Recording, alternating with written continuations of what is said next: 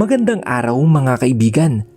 Samahan niyo po akong muli para sa isang kwento ng pag-ibig na tiyak nakapupulutan ng aral at magpapaantig sa inyong mga puso. Pero kung bago ka pa lamang, ay pakilike po ng ating video. Pakiclick ng subscribe button, gayon din ang bell icon para lagi kang updated sa mga susunod ko pang upload.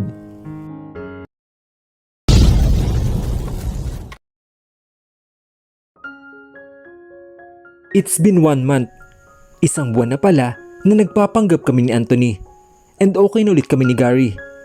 Paniliwanag na daw sa kanya lahat ni Anthony at ako naman ay nakahinga na ng maluwag. Sa 3 buwan na iyon ay naging busy na kami pareho ni Anthony. Siya sa trabaho at ako naman ay sa pag-aaral ko. Nagbigay na din ako kay ate ng 20,000 para sa mga gamot ni mama. Na-discharge na siya kaya nabisita ko na siya sa bahay noong nakaraan. Kung makikita niyo naman si mama, naku, daig pa ang hindi nagkasakit dahil balik na naman sa pagbubuang nga sa amin ni ate. Parang hindi nga naubusan ng energy pagdating sa paninermon. Matigas din ang ulo niya. Sinabi na nga wag na masyadong mapagod, hayon at tuloy pa din sa pagdidilig ng mga halaman at pagbawalis ng bakuran. Tapos ka na ba? Hindi ko na malayan ang pagpasok ni Anthony sa kwarto na nakasuot ng puting t-shirt at itim na short. Pupunta kami ng Boracay kagaya ng sinabi ni Gary. Simula na may nangyari sa amin ni Anthony ay dito na ako sa kwarto niya natutulog, just like a typical husband and wife. Yup, I said. Nakangiti akong lumapit sa kanya at pinulupot ang mga kamay ko sa braso niya. Sabay kaming bumaba ng hagdan habang nakatingin sa isa't isa. 2 buwan na lang at hindi ko na siya makakasama. Kaya kahit alam kong masasaktan ako, ay susulitin ko na ang bawat araw na kasama ko pa siya. Napakiramdam ko ay akin pa din siya. I am wearing a yellow sando na pilatungan ng manipis na checkered jacket at maong na short. Pagkababa namin ay nandoon na din si Gary na naka-white polo shirt na may bula-bulaklak at short na pula saka nakasuot ng shades. Alam nyo, ang sakit nyo sa mata, sabi niya na nakapamewang pa. Natawa naman ako sa naging reaksyon niya at maging si Anthony ay natawa din. Ang aga-aga, ang bitter naman ang kaagad ng lalaking ito. Now, you really look like a blind man, pabirong sabi ni Anthony at mabilis namang tinanggal ni Gary ang shades niya at saka sinabit sa damit. Habang nagtatawanan kami, ay pumasok ang isang bodyguard ni Anthony. Sir, handa na po ang sakyan, wika nito sa amin. Anthony nodded at sabay-sabay na kami naglakad papalabas. Pagkasakay namin ni Anthony sa sakyan, ay sunod ng sinakay ng maids at bodyguards ang mga gamit namin. Binuksan ni Gary ang pintuan ng van sa tapat ko at sumakay doon. Ang sama ng tingin ni Anthony sa kaniya. Bakit dito ka upo? Tanong ni Anthony na nakakunot pa ang noo. Hayaan mo na. Ang boring dun sa unahan. Wala akong kakwentuhan. Dito na lang para makapagkwentuhan kami ni Stella. Natawa naman ako habang itong katabi ko ay inikot ang mata at tumingin na lang sa bintana. Maya-maya ay umandar na ang van. Sa oras ngayon ay mukhang gabi na kami makakarating. Habang nasa biyahe ay kumakain lang kami ng baon naming snack. Si Gary naman ay nagkikwento siya habang ako naman ay tawa lang ng tawa. Si Anthony ay tulog buong biyahe. Stella, let me ask you something.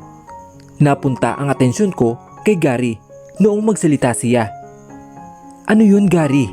Tanong ko sa kaniya. What do you think about Anthony? Sandali akong nag-isip at saka siya tiningnan na naguguluhan.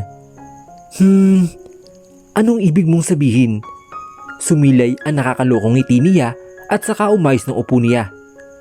Pasado ba siya sa taste mo pagdating sa lalaki? Natawa ako at tiningnan si Anthony na mahimbing na natutulog at binalik ko ang tingin kay Gary. Tinatanong pa ba yun? Oo naman. Mabait, matalino, mapagmahal, except sa masungit. Natawa naman kami pareho Pero naglaho bigla ang ngiti ko nung may naalala ako. "What's wrong?"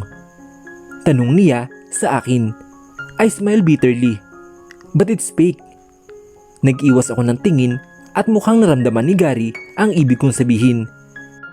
Tumingin na lang din siya sa bintana. I look at Anthony. Kung hindi lang to pretend siguro ay sinabi ko na sa kanya ang tunay na nararamdaman ko. Pero hindi ako sigurado kung ganoon din ba siya sa akin. Takot akong sumugal sa isang bagay na hindi ako sigurado dahil natatakot ako na masaktan ulit. Sinandal ko ang ulo ko sa balikat niya at parang naramdaman niya iyon kaya napamulat siya at tiningnan ako. At nakita ko siya na nakangiti sa akin. "Inaanto ka ba?" I nodded. Inakbayan niya ako and then I rest my head in his chest. At niyakap ko siya. Losing him is such a heartbreak. I can't. I don't want to. Iniisip ko pa lang na matatapos na ang kontrata ay nalulungkot na ako. Ang hirap masanay sa isang tao na alam mong mawawala din agad sa isang iglap. Ganun ba talaga? Kapag mabilis mong makuha ang isang bagay ay mabilis din itong mawawala sa iyo. Ipinikit ko ang aking mga mata at hindi ko namalayan ang pagtama ng antok sa akin at unti-unti na ako nakatulog. Nagising ako dahil sa napakaliwanag na ilaw mula sa labas. Pagmulat ko ng mata ay nakayakap pa din ako kay Anthony na mahimbing pa ang pagkakatulog. "Anthony," bulong ko habang tinatapi ko ang kanyang pisngi. "Anthony, nandito na tayo." Dahan-dahan niyang iminulat ang kanyang mga mata at sa akin nakatingin bago tumingin sa labas. Bumukas ang pintuan ng van sa tapat niya at bumungad sa amin si Gary. "Welcome Mr. and Mrs. Lagdameo." Kinunutan siya ng noo ni Anthony at naunang lumabas. Saka ako nilayan pagbaba. Nasa labas ang iba mang staff, director and actors. Nakakababa lang din ng mga sasakyan nila. Inilibot ko ang tingin sa paligid at madilim na pala. Nararamdaman na ng paa ko ang puting buhangin ng Boracay. Nanigas ako sa kinatatayuan ko. Nang mahagilap ng mata ko ang pamilyar na mukha, nakakababa lang sa itim na van. It was Alfred Guevara and Bea Madrigal. "Okay team, tomorrow we will be start of our taping. So get some sleep everybody," sabi ni Direk at kanya-kanya na kaming naglakad papunta sa hotel. Mahigpit ang pagkakapit ko sa mga kamay ni Anthony habang naglalakad kami sa puting buhangin papalapit sa entrance ng hotel. Pagkadating namin sa counter ay binigay na ang mga room number namin and of course hindi pumayag si Anthony na hindi kami magkasama sa isang kwarto. Nabanggit ni Gary na magkasama sila ng kapatid niya sa isang room. Pagpasok namin sa elevator ay sumalubong sa akin ang kakaibang ngiti ni Bea. Mga ngiti mukhang may binabalak na masama. Hindi ko na lang siya pinansin at pinatong ko na lang ang ulo ko sa balikat ni Anthony na nakapamulsa. Nabasag ang katahimikan sa elevator nang magsalita si Bea. "Hindi ako na-inform na allowed pala ang pets dito." Lahat kaming tao sa elevator ay napatingin sa kanya na nakatingin lang sa harapan niya. "What do you mean?" takhang tanong ni Alfred. "Oh, I'm sorry. I thought Stella is Anthony's pet, hindi ba?" Inosente niyang tanong at tumingin pa sa amin ni Anthony habang nagtatanong ang mga mata kung totoo ba. Naramdaman ko nagagalaw na sana si Anthony pero pinigilan ko na siya. Gabi na at ayaw ko na magkagulo pa, lalo na kung dahil lang sa akin. "Shut up, Bea. Hanggang ngayon ay bitter ka pa din dahil hindi ko ang pinakasalan ni Sir Anthony. That was called immaturity," sabi naman ni Gary sa usapan. Nakita ko ang pagsasalubong ng kilay ni Bea at saka siya humalukip-kip at hindi nagsalita. Sakto naman ang pagtunog ng elevator na hudyat na nandito na kami. Padabog na lumabas si Bea, kasunod si Alfred at kami namang tatlo ay nahuli sa paglabas. "Don't worry, I got you." Gary winked at me at saka pumasok sa kwarto nila. Pumasok na din kami ni Anthony sa room habang dala ang mga bagahe at nilapag namin ito sa isang tabi. Stella, kapag may ginawang masama sa'yo si Bea, just tell me. Tuturuan ko ng leksyon ang babaeng iyon. Sabi niya, pagkasarap pa lang ng bintuan. Naupo ako sa kama habang siya ay nakatayo sa harapan ko at nakapamewang pa. I rolled my eyes and stand up. I hug him tightly and smell his perfume. Kahit gabi na ay napakabango pa din niya. It's alright. Wala naman akong pakialam sa kanya. He brushed my hair and kissed it. Nilayo niya ako ng bahagya sa kanya at tinawakan niya ang magkabilang pisngi ko habang tinitingnan ako sa aking mga mata. Ito na naman yung mapangakit niya mga mata na tila hinihipnotis mo ako. Dahan-dahan niyang nilapit ang mukha niya sa akin at nilapat ang mga labi niya sa labi ko. He started to kiss me gently. I answered his kisses and hold his nape while doing that. Napakalambot ng labi niya at walang sinumang babae ang hindi bibigay sa mga halik ni Anthony. Napadpad ang mga kamay niya sa ilalim ng pang-upo ko at bumuelo ako sa katumalon para mabuhat niya. Tumigil siya saglit sa paghalik at pilyong ngumiti habang nakatingin sa akin ng malagkit. Let's take a bath. Tumawa naman ako at dilal niya ako sa banyo. Why I love this guy so much? Pagmulat ng mga mata ko ay hinanap agad nito si Anthony na wala na sa tabi ko.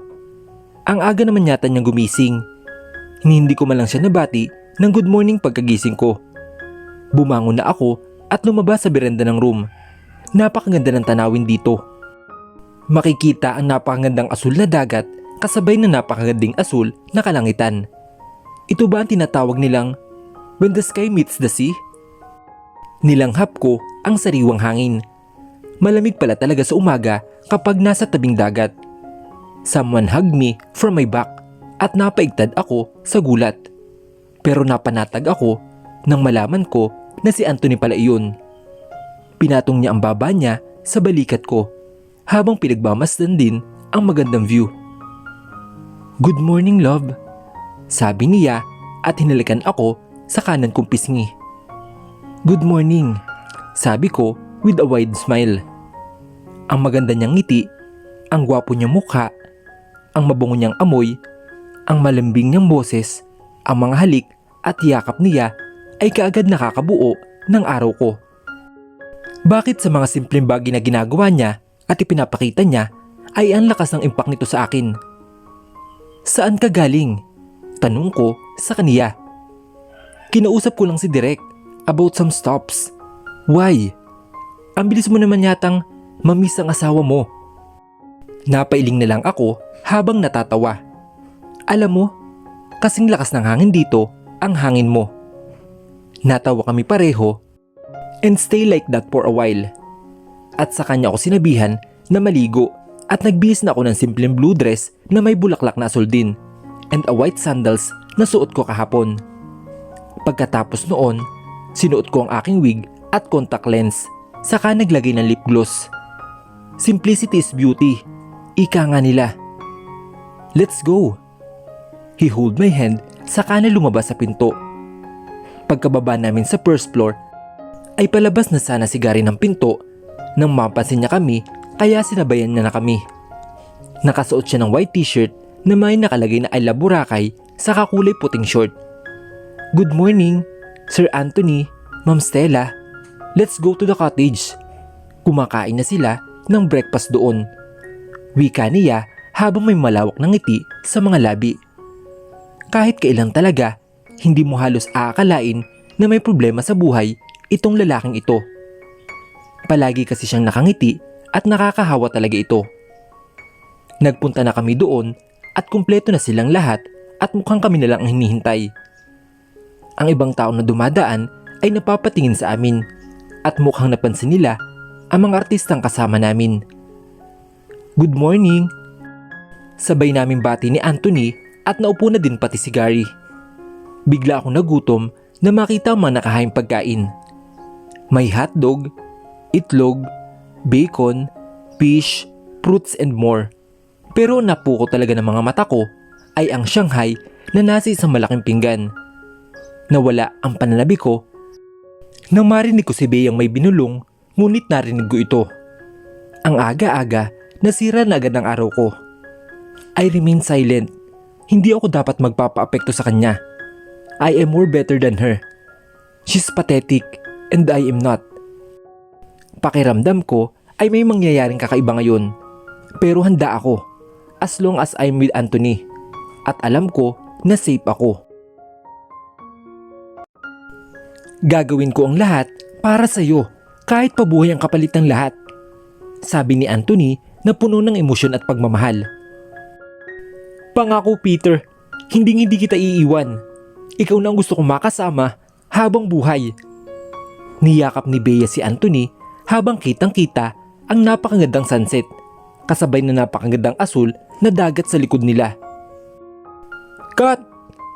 Malakas na sigaw ni Direk at mabilis na umiwas si Anthony kay Bea at naglakad papalayo doon. That was great. Good job Anthony and Bea. Nagpalakpakan lahat ng mga staff at maging ako ay nakipalakpak na din. Hindi naman ako naiinis. Part ng job nila iyon kaya dapat maging proud ako sa kanila. At saka wala akong karapatang magselos dahil hindi naman kami totoong mag-asawa, di ba? Lumapit sa akin si Anthony habang ginugulo ang buhok niya magulo na talaga. Napakagwapo niya habang ginagawa iyon. Mukha siyang model sa isang magazine. Laway mo tumutulo. Umupo siya sa tabi ko at inakbayan ako.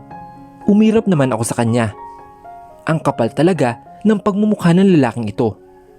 Lechon ba siya para maglaway ako? Lechon ka bang buwisit ka? Duraan pa kita dyan, gusto mo? Sabi ko sa tono na naghahamon. Tumawa siya at hinapit ako papalapit sa kanya at sa kanya ako sinandal sa balikat niya. I smell his perfume.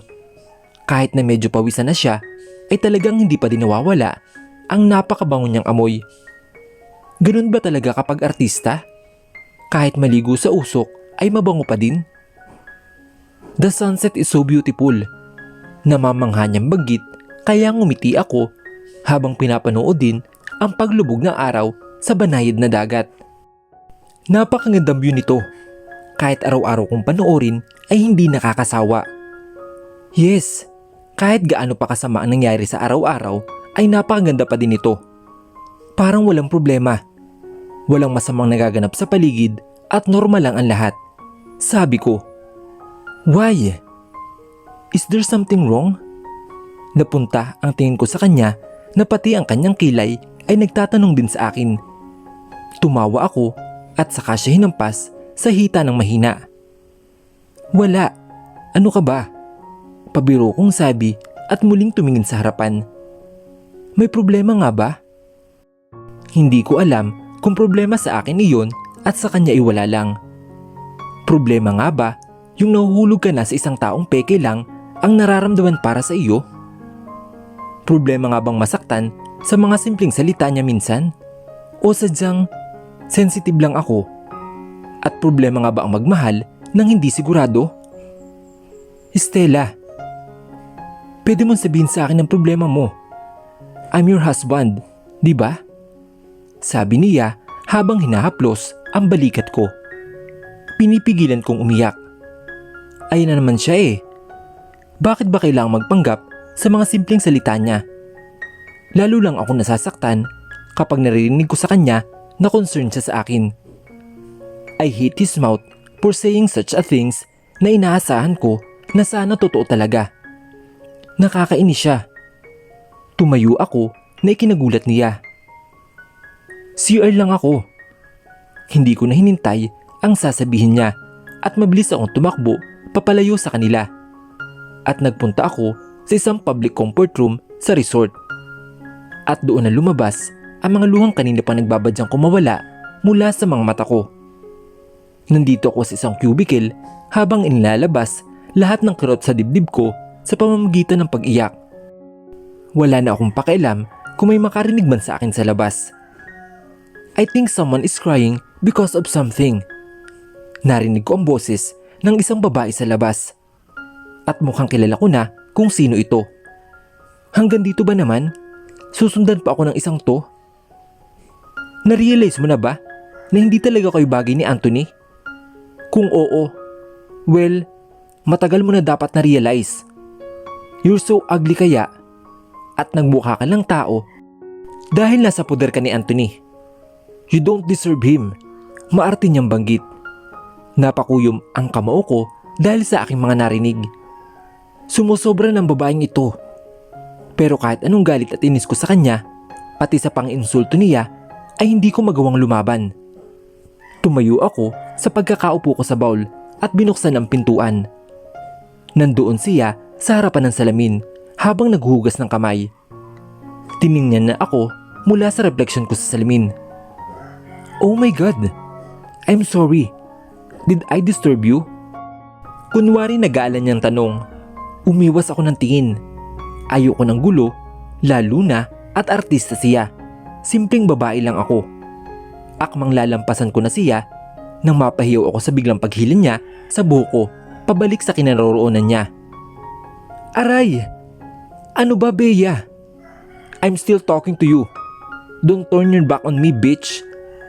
Napahawak na ako sa mga kamay niyang sumasabunot sa aking buhok. Pakiramdam ko ay matatanggalan ako ng buhok dahil sa higpit ng pagkakahawak niya dito. Ano bang kailangan mo? Tanong ko sa kanya. Bigla naman niya akong itinulak at binitawan ang buhok ko. Tumama ang likod ko sa pader at napadeng ako sa sobrang sakit ng pagkakatama nito dito. Pakiramdam ko ay nabaliin ako ng buto. Ang kailangan ko ay mawala ka sa buhay namin ni Anthony. Ginayuma mo siguro siya, kaya kanya pinakasalan, hindi ba? Bea, pwede ba? Tigilan mo na siya. Ayaw niya nga sa'yo, bakit pinagpipilitan mo pa? How dare you? Bigla niya akong sinampal, kaya naman napahawak ako sa parting tinamaan niya. Parang nabingi ako sa lakas ng pagkakasampal niya sa kaliwang pisngi ko. Napaluhan na lamang ako dahil sa sakit na nararamdaman. Bakit nga ba ako napasok sa ganitong sitwasyon? Kung hindi ako pumayag sa deal namin ni Anthony, ay baka nasa bahay ako ng mga kaibigan ko at payapang nakikipagkwentuhan. Hindi ako masasaktan. Hindi ako maaapi. Tama na, please. Pagmamakaawa ko sa kanya, ngunit hindi siya nagpatinag. At ginawaran ako ng isa pang sampal sa kanang pisngi. At napahagulhol ako ng iyak dahil sa sakit noon. Naiinis ako sa sarili ko. Bakit hindi ako lumaban? Napakahina ko. Kulang pa yan. Kaya ngayon pa lang ay binabalaan na kita. Kung hindi ka lalayo sa aming dalawa, baka hindi lang yan ang abutin mo. Nakita ko na naglakad na siya paalis at lumabas na sa pintuan. Ako naman ay napaupo na lamang sa sahig habang umiiyak. Madami daw pwedeng gawin dito, Stella. May jet ski, banana boat ride, fly fish, paddleboarding, at saka parang sailing. Excited na akong gawin lahat yon. Kasama ko ngayon si Gary habang nakaupo kami sa buhangin at sinasalubong kami ng malakas na hangin mula sa dagat. Niyaya ako ni Gary na maglakad-lakad. Sa dami ng sinasabi niya mula pa kanina ay wala akong maintindihan. Parang pumapasok lang sa kanang tenga ko tapos lalabas sa kaliwa. Matapos ang nangyari kanina sa amin ni Bea ay inayos ko ang sarili ko at umaktong normal pagbabalik ko sa kinaroroonan nila ni Anthony. Hey Stella, nakikinig ka ba? Tanong niya sa akin kaya naman napatingin na ako sa kanya. Oo naman. Ano nga bang sinabi mo? Napakamot naman siya sa kanyang ulo at saka bumuga na malalim na hininga. Hindi ka naman nakikinig eh. May problema ka ba? Seryoso niyang tanong sa akin at hindi ko magawang titigan siya sa kanyang mga mata. Hindi ko ugaling magsinungaling pero napipilitan ako. Wala naman. Ano namang magiging problema ko? Nagkunwari pa akong natatawa at saka ko na lang itinuon ang pansin sa magandang dagat. Ramdam ko ang mga titig niya sa akin, ngunit nagkunwari akong hindi ito napapansin. Laban ko ito. Hindi na dapat madamay si Gary sa mga nangyayari sa akin ngayon. Yung totoo, Stella. Maikling panahon pa lang kita kilala, pero alam ko na agad kung may problema ko o wala. Sabihin mo sa akin, Stella. Makikinig ako. Wala nga, sabi Gary. Tumayo siya at saka pumunta sa harapan ko habang nakapamewang. Napatingala naman ako para tingnan siya na nagsasalubong na ang mga kilay. Ang kulit naman ng lalaking ito. Ano ba, Gary? Tumabi ka nga dyan. Pilit ko siyang hinahawi papalis sa harapan ko, pero ayaw niya talagang umalis. Sabihin mo muna, Stella, kung ano ba talagang problema mo. Napairap naman ako dahil sa inakto niya. Para siyang bata akong magsalita.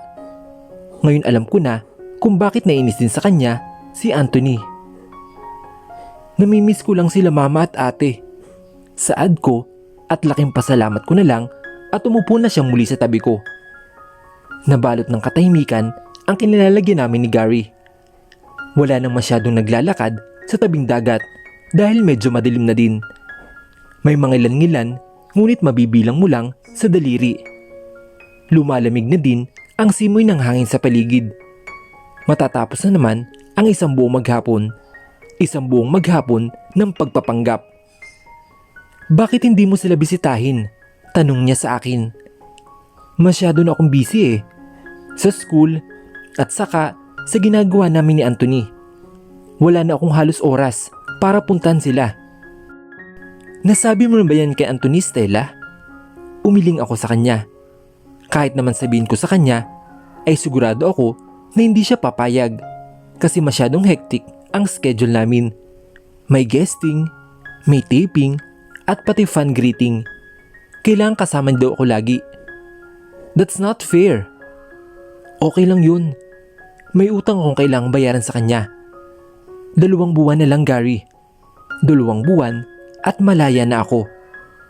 Napayakap ako sa aking sarili dahil sa malamig na hangin. Naramdaman ko ang paglapit niya sa akin at sa kanya ipinilig ang ulo ko at ipinatong sa kanyang balikat. Habang ang kamay niya ay hinahaplos ang braso ko. Hindi ko alam ang pinagdadaanan mo, Stella. Pero nandito lang ako lagi. We're friends. At ang magkaibigan, nagtutulungan at nagdadamayan. Ramdam ko ang sensiridad sa kanyang boses. Napangiti ako. Napakaswerte ko na nandito si Gary sa tabi ko bilang isang kaibigan. Inalis ko na sa isip ko ang ugnayan nila ni Alfred dahil magkaiba sila. Ang sarap sa pakiramdam na may napagsasabihin ako ng problema ko kapag punong-puno na ako. Gary always saves me from pain and sadness. Pinagbasdan na lang namin na balutin ng dilim ang buong isla at saka namin napagpasyahan na bumalik na sa hotel. Maya-maya na lamang daw ay maghahapunan na kami. May gusto ka bang gawin bukas? Pinayagan kami ni Direk na mag-explore dito. Nabalitaan ko din na may mga water activities na pwede tayong subukan. Wika ni Anthony habang nagbibihis. Kagagaling niya lang sa banyo. Kanina pa ako tapos maligo at hinihintay ko na lamang siya na matapos magbihis para makakain na din kami ng dinner kasama ang iba na nasa restaurant malapit dito. Kahit ano na lang, tugon ko naman. Okay, as you say so, let's go. Tapos na siyang magbihis, kaya naman sabay na kami lumabas at saka sumakay sa elevator pababa sa unang palapag. Nagtungo na kami sa resto kung saan naroroon na din ang iba na kapwa kumakain na. Naupo ako sa harapan ni Bea na matatilim pa din ang tingin sa akin habang sa tabi ko naman ay si Anthony, nakaharap naman si Alfred. Sa kanang bahagi ko si Anthony habang sa kaliwa naman ay si Gary. I am happy that all of you are participating in this project. I'm sure this movie will have a good result when we finish it. Wika ni Direk na nasa dulo ng lamesa. That's right. At hindi naman natin magagawa ng maayos ang film na to kung wala magagaling nating artista. Saad naman ni Alfred. Yeah, great job Bea. Sana ay maraming movies pa ang magawa ko na sama kayo ni Anthony, sabi ni Direk. Tila ba nawalan ako ng ganang kumain dahil sa aking narinig. Todo naman sa pagpapasalamat si Bea habang malawak ang mga ngiti sa kanyang labi. Si Anthony naman ay nanatiling tahimik sa aking tabi. Natapos ang hapunan na wala silang ibang pinag-uusapan kundi tungkol sa mga artista at sa mga pelikula. Na out of place ako sa usapan nila dahil wala naman akong alam sa mga kinikwento nila. Parang hindi nga nila ako napapansin dahil hindi naman nila ako sinasali sa usapan. Pagkatapos kumain ay lumabas na ako sa resto nang hindi namamalayan ni Gary at Anthony. Gusto ko muna siguro mapag-isa. Naglakad-lakad ako sa dampasigan habang pinagmamasdan ang banayan ng tubig sa dagat na gumagalaw dahil sa malakas na hangin. Gabi na. Bakit nandito ko pa sa labas? Napalingon ako bigla sa likod na may magsalita doon at pinagsisihan kung nilingon ko pa ito dahil bumabalik lamang ang inis ko. Si Alfred ito at lumapit pa sa kinaroroonan ko. Dumistansya ako ng konti sa kanya habang nakahalokip-kip. Wow ha? Nakakagulat na naging concern ka ulit after how many years? Sarkastikong tugon sa kanya. Bitter? Inirapan ko siya dahil sa sinabi niya. Napakakapal talaga ng pangit niyang pagmumukha para sabihin yon. What the? Usal ko sa kanya at nabigla ako nang tumawa lamang ito na para bang nakakatawa sa sinabi ko. Ano bang kailangan mo sa akin ha? Pag-iba ko ng usapan. Nothing. Masama bang kausapin ka, Stella Del Rosario? Can you please shut up? Baka may makarinig sa'yo. I don't care. Bakit? Natatakot ka bang mabuking kayo at mawala lahat ng meron sa'yo ngayon? Pinaningkitan ko siya ng mata dahil sa sinabi niya. So, sinasabi niya bang natatakot ang mawala si Anthony sa akin? Ang yaman niya? Ang karangyaan? Nagkakamali siya. Wala akong pakialam sa yaman o sa kasikatan. Kung ako ang papipiliin, ay hindi ko naman gugustuhin na ma-involve sa mga bagay na may kinalaman sa mga artista. Lalo na sa'yo. Pero bakit mo ba yung nagawa? Natigilan ako dahil sa tanong niya. Nag-iwas ako ng tingin at naglakad palayo sa kanya. Ngunit sinundan niya pa din ako habang naglalakad dito sa gilid ng dagat. Hey! Dahil ba sa mama mo? Nagpatuloy lamang ako sa paglalakad at hindi siya nililingon. Dahil ba wala kang pera pampagamot sa kanya? Tinakpan ko ang mga tenga ko para hindi ko marinig ang boses niya. Kausapin mo ako. Naglakad siya papunta sa aking harapan kaya tinulak ko siya. Saka ko lamang napansin na madilim na bahagi na pala kami ng isla kung saan madalang ng mga tao na nagpupunta. Alfred, pwede ba? Tama na. Garagal na ang boses ko habang umaagos na naman ang mga luha ko sa pisngi. Stella, hindi mo kailangang gawin to. Bumalik ka lang sa akin ay tutulungan kita. Pangako. Hindi ko kailangan ng tulong mo. Pero kailangan kita. Hindi ako nakapagsalita nang bigla na lamang tumaas ang boses niya. Hindi ko alam ang sasabihin ko at ayaw ko na maling magpabihag sa mga panlilang niyang mga salita. Sawang-sawa na ako. Hinawakan niya ang mga balikat ko. Stella, ngayong wala na ang papa mo, wala nang hadlang sa ating dalawa. Magiging masaya. Naputol ang sasabihin niya nang sampalin ko siya. Hindi ko na napigilan ang sarili ko na banggitin niya si papa. Hindi na ako ang dating babaeng minahal mo noon, Alfred. Natuto na ako. Matapos noon ay iniwan ko na siya at bumalik na ako sa hotel. Ang sarap sa pakiramdam na nailabas ko ang galit ko sa kanya. Tama, hindi na dapat ako maging mahina. Simula ngayon, pinapangako sa sarili ko na lalaban ako. Kahit sino pa ang humadlang sa akin.